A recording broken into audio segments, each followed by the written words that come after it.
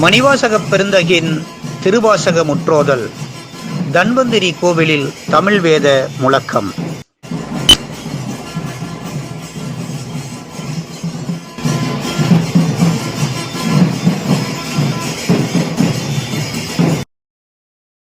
கோவை ராமநாதபுரம் தன்வந்திரி கோவிலில் முற்றோதல் குழு சார்பில் திருவாசக முற்றோதல் நிகழ்ச்சி சீரும் சிறப்புமாக நடைபெற்றது. முற்றோதல் குழு தலைவி ஜெயமணி தலைமையில் நடைபெற்ற இந்த முற்றோதல் நிகழ்வில் ஏராளமான சிவனடியார்கள் கலந்து கொண்டு மணிவாசகப் பெருந்தகையின் 51 திருப்பதிகங்களை அழகு தமிழில் பாடி மகிழ்ந்தனர்.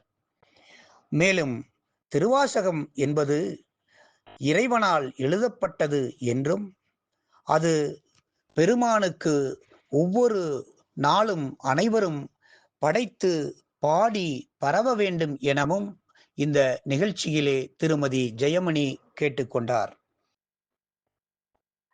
ஆன்மீக பிரிவு செய்திகளுக்காக பொறுப்பாசிரியர் A.V. மாணிக்க வாசகம்.